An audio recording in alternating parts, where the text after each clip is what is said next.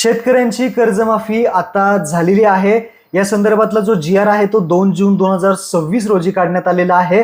ज्या शेतकऱ्यांचे कर्ज थकीत होते, जे शेतकरी रेग्युलर कर्ज घेऊन परतफेड त्याची करतात, अशा सर्व शेतकऱ्यांना कर्जमाफीचा जो काही लाभ आहे तो आता मिळणार आहे। 1 एप्रिल 2019 ते 31 मार्च 2025 पर्यंत ज्या शेतकऱ्यांचे कर्ज थकीत आहे अशा शेतकऱ्यांना 2 लाखापर्यंत जे काही कर्ज आहे ते माफ होणार आहे। जे शेतकरी रेग्युलर कर्ज भरतात त्यांचं 22-23, 23-24 किंवा 24-25 या 3 पैकी 2 वर्षामध्ये जर रेग्युलर कर्ज भरलं असेल तर अशा शेतकऱ्यांना 50,000 रुपयापर्यंत प्रोत्साहनपर अनुदान सुद्धा मिळणार आहे। या कर्जमाफीमध्ये कोणकोणते शेतकरी पात्र आहेत, कोणते शेतकरी अपात्र आहेत, अटी शर्ती आणि निकष नक्की काय आहेत, या व्हिडिओमध्ये आपण संपूर्ण A to Z माहिती पाहणार आहे।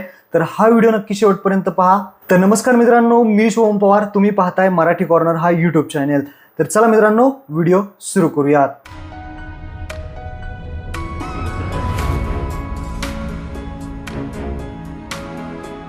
तर शेतकरी मित्रांनो, तुम्ही पाहू शकता पुण्यश्लोक अहिल्यादेवी होळकर शेतकरी कर्जमुक्ती योजना 2026 दिनांक 2 जून 2026 रोजी हा जी आर जो आहे तो काढण्यात आलेला आहे। या जी आर मध्ये काय काय महत्त्वपूर्ण माहिती दिलेली आहे या व्हिडिओमध्ये आपण थोडक्यात समजून घेणार आहे। सर्वात प्रथम येथे प्रस्तावना, यामध्ये सांगितलेलं आहे की शेतकऱ्यांचं जे काही मोठ्या प्रमाणात नुकसान होत असतं दरवर्षी, तर त्यामुळे बाधित शेतकऱ्यांना जे काही कर्जाची मुदतीत परतफेड करू शकत नाहीत आणि त्यामुळे जे काही शेतकरी आहेत त्यांना ही कर्जमाफी जाहीर केलेली आहे। आता या कर्जमाफीमध्ये जर तुम्ही पाहिलं तर शेतकरी यामध्ये 2 प्रकारे शेतकऱ्यांचं जे काही कर्ज माफ होणार आहे। म्हणजे पहिले शेतकरी आहेत ते म्हणजे ज्या शेतकऱ्यांचं पीक कर्ज थकीत आहे अशा शेतकऱ्यांना 2 लाखापर्यंतची कर्जमुक्ती देण्यात येणार आहे आणि याच योजनेचं नाव आहे पुण्यश्लोक अहिल्यादेवी होळकर शेतकरी कर्जमुक्ती योजना। आणि दुसरे जे शेतकरी आहेत जे रेग्युलर कर्ज घेऊन नियमित परतफेड करतात अशा शेतकऱ्यांनाही यामध्ये प्रोत्साहन देण्याचं म्हणजेच 50,000 रुपयेपर्यंतचं जे काही प्रोत्साहनपर लाभ आहे तो देण्यात येणार आहे।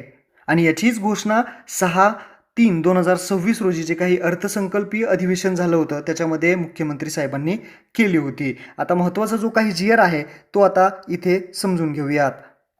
तर इथे पाहू शकता शासन निर्णय, उपरोक्त प्रस्तावित नमूद केलेल्या पार्श्वभूमीवरती 2/6/2026 रोजीच्या मंत्रिमंडळ बैठकीत राज्यातील थकबाकीदार शेतकऱ्यांना कर्जमुक्ती व कर्जाची नियमित परतफेड करणाऱ्या शेतकऱ्यांना प्रोत्साहनपर लाभ देण्याचा निर्णय घेण्यात आलेला आहे आणि त्याबाबतचा हा तपशील आहे। योजनेचा तपशील म्हणजेच या योजनेचं जे काही नाव आहे ते पुण्यश्लोक अहिल्यादेवी होळकर शेतकरी कर्जमुक्ती योजना 2026 असे संबोधण्यात येईल।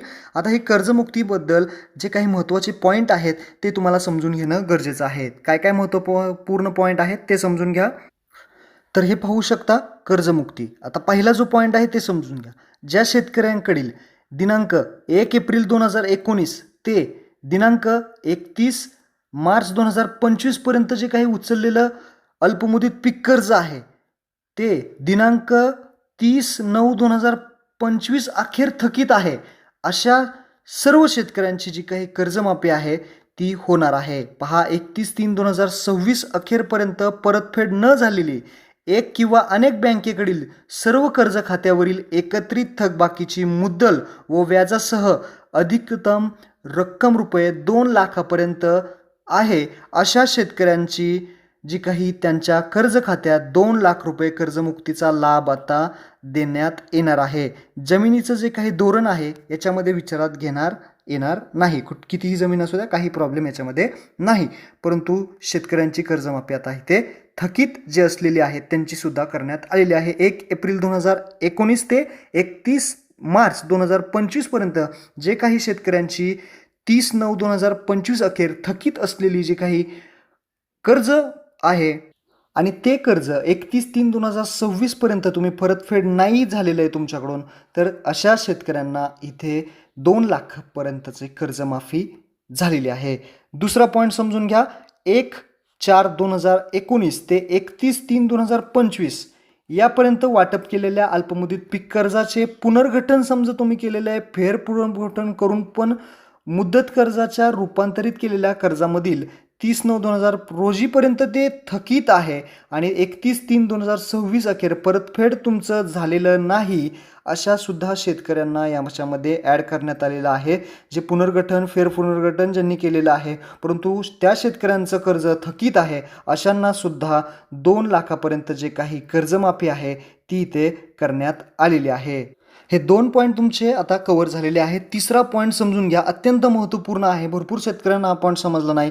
ज्या शेतकऱ्यांना यापूर्वी, लक्षात ठेवा, यापूर्वी जी काही महात्मा ज्योतिराव फुले शेतकरी कर्जमुक्ती योजना झालेली आहे 2019 रोजी, तर या योजनेचा लाभ ज्या शेतकऱ्यांनी घेतलेला आहे, अशा शेतकऱ्यांनी ही गोष्ट लक्षात ठेवायची आहे की तुमचं थकीत कर्ज असो किंवा पुनर्गठन केलेलं कर्ज असो, एक किंवा अनेक बँकेकडून कर्ज तुम्ही घेतलेलं आहे आणि ते थकबाकीचे मुद्दल व व्याजासह आहे, तर एक गोष्ट लक्षात ठेवा, जर तुम्ही अगोदर महात्मा ज्योतिराव फुले योजनेचा, शेतकरी कर्जमुक्ती योजनेचा लाभ घेतला असेल, तर इथे जास्तीत जास्त तुमची कर्जमाफी किती होईल ते इथे तुम्हीच वाचू शकता की रुपये 50,000 रुपयापर्यंत असल्यास तर त्यांना या योजनेअंतर्गत 50,000 अधिक मर्यादा कर्जमुक्तीचा लाभ देण्यात येईल. 50,000 रुपयाचं याच्यामध्ये तुम्हाला मिळणार आहे जर तुम्ही अगोदर शेतकरी कर्जमाफीचा लाभ घेतला असेल तर. ही गोष्ट लक्षात ठेवा. तर हा एक पॉईंट महत्त्वाचा आहे. हा तिसरा पॉईंट समजून घ्या. आता पुढचं एक महत्त्वाचं आहे ते म्हणजे आहे एक वेळ समझोता. एक वेळ समझोता, OTS म्हणतात. आता OTS काय आहे ते आता नीट समजून घ्या. तर जी काही कर्जमाफी झालेली आहे 1/4/2019 ते 31/3/2026 अखेर जे काही तुम्ही कर्ज उचललेलं आहे आणि मुदत व व्याजासह तुम्ही थकीत आहे, 30/9/2025 पर्यंत ज्यांचं कर्ज थकीत आहे आणि 31/3/2026 पर्यंत परतफेड तुमची झालेली नाही. लक्षात ठेवा, एकत्रित थकबाकीची जर तुमची रक्कम आहे, जेवढ्या काही तुम्ही कर्ज उचललेलं आहे एका बँकेकडून किंवा अनेक बँकेकडून, तर ते 2 लाखापेक्षा जर जास्त असेल तर त्या संदर्भातला हा पॉईंट आहे.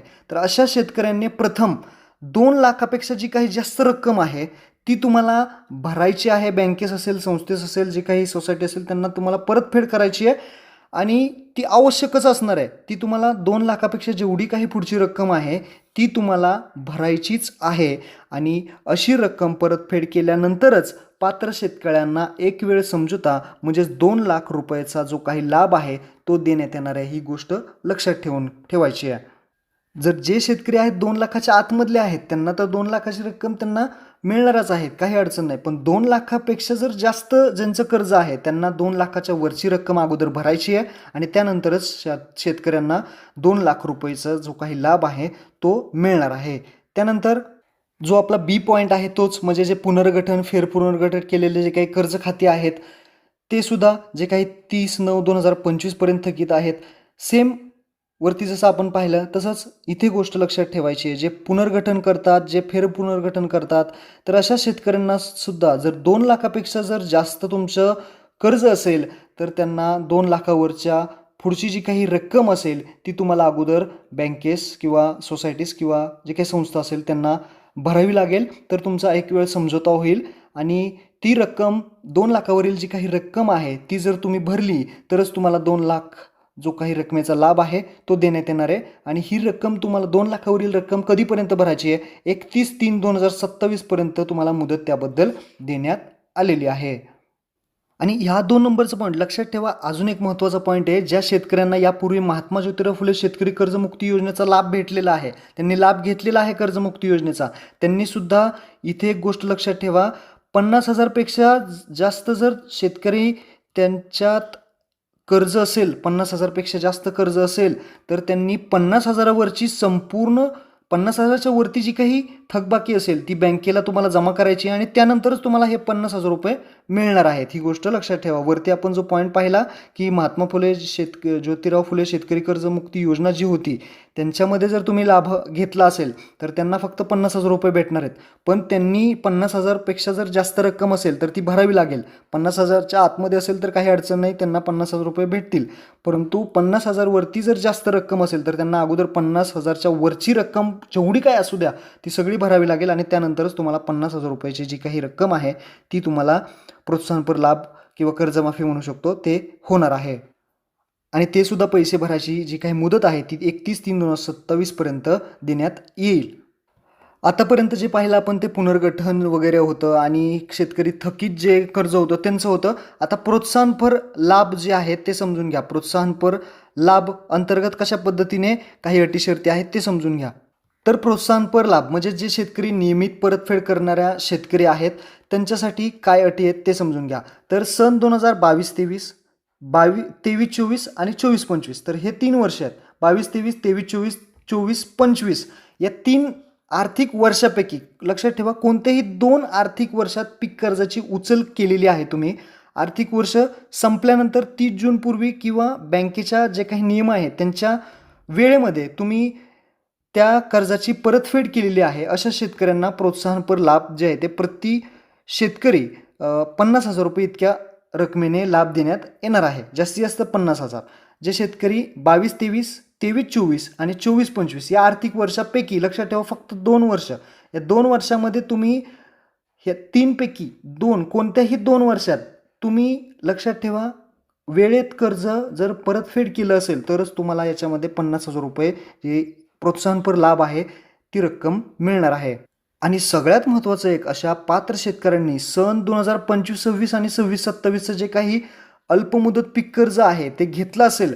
आत्ता 25-26 आणि 26-27 जर तुम्ही जे कर्ज घेतलेलं असेल तर अशा कर्जाची देखील विहित मुदतीत परतफेड करणं अनिवार्य असणार आहे. जर तुम्ही हे सुद्धा कर्ज तुम्हाला भरावं लागणार आहे आणि त्यानंतरच जे काही मागची जी काही कर्जमाफी असेल प्रोत्साहनपर लाभ असेल ते तुम्हाला मिळणार आहे. अन्यथा तुम्हाला हे मिळणार नाही. तर आत्ता 25-26 आणि 26-27चं सुद्धा कर्ज तुम्हाला मुदतीत परतफेड करणं अनिवार्य असणार आहे. हा एक महत्त्वपूर्ण पॉईंट समजून घ्या. त्यानंतर आता यामध्ये अजून एक प्रोत्साहनपर लाभ म्हणजे रेग्युलर परतफेड करतात त्यांसाठी हा एक पॉईंट समजून घेणं गरजेचं आहे. ज्यामध्ये सन 2023-24 किंवा 24-25 या वर्षात जे काही कर्ज घेतलेले आहेत विहित कालावधीमध्ये त्याचं परतफेड पण तुम्ही केलेली आहे. तर पीक कर्जाची रक्कम ही 50,000पेक्षा कमी आहे. 23-24 किंवा 24-25मध्ये तुम्ही कर्ज घेतलेलं आहे त्याचं कर्ज नियमितमध्ये फेडलेलं आहे आणि अशा शेतकऱ्यांनी 50,000पेक्षा कमी आहे लक्षात ठेवा कर्ज त्यांनी 23-24 किंवा 24-25 या वर्षामध्ये पीक कर्जाची मुद्दल व्याजासह प्रत्यक्ष परतफेडीली जी काही रक्कम असेल म्हणजे 23-24 किंवा 24-25 यामध्ये जे काही कर्ज 50,000च्या आतमध्ये ज्या शेतकऱ्यांचं असेल त्यांना सुद्धा जी काही रक्कम आहे ती तुम्ही जेवढी समजा 30,000 रुपये रक्कम कर्ज घेतलं होतं आणि 30,000 तुम्ही फेडलं तर तेवढं तुम्हाला भेटणार. तर अशा पद्धतीने जे काही परतफेड केलेली रक्कम असेल ती तेवढी तुम्हाला मिळणार आहे किंवा किमान 5,000 रुपये रक्कम प्रोत्साहनपर देण्यात येईल असं सुद्धा सांगण्यात आलेलं आहे. आता आपण जो काही पॉईंट वरती पाहिले ज्यामध्ये OTS म्हणतो आपण एक वेळ समझोताचे जे काही सगळे पॉईंट पाहिले तर हा लाभ मिळण्यासाठी प्रोत्साहनपर लाभ मिळण्यासाठी खालीलप्रमाणे निकष निश्चित करण्यात आले आहेत. काय निकष आहेत काय अटी शर्ती आहेत तर सदर योजनेचा लाभ घेत असताना वैयक्तिक शेतकरी हा निकष ग्राह्य धरण्यात येणार आहे.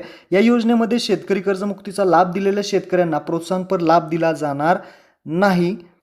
सदर योजना शेतकऱ्यांनी राष्ट्रीयकृत बँका असतील खाजगी बँका प्रादेशिक ग्रामीण बँका जिल्हा मध्यवर्ती सहकारी बँकेकडून घेतलेले जे काही कर्ज लागू राहणार आहे तसेच प्राथमिक कृषी पतपुरवठा सहकारी संस्थांनी त्यांच्या स्वतःच्या निधीतून वितरित केलेल्या कर्जांना देखील सदर योजना लागू राहणार आहे. एवढ्यांना ही योजना लागू राहणार आहे. त्यानंतर योजनेच्या निकषानुसार पात्र शेतकऱ्यांना आधार प्रमाणीकरण करणं तसेच ॲग्रीस्टॅक आधार सामग्री पंचावर शेतकरी नोंदणी करणं अनिवार्य आहे. म्हणून सांगतो की अगोदर तुम्ही फार्मर ID काढला नसेल तर तो काढून घ्या. हा शेवटचा पॉईंट महत्त्वपूर्ण आहे. तर ॲग्रीस्टॅक म्हणजे जो काही फार्मर आहे ID आहे तो इथे कंपल्सरी आहे.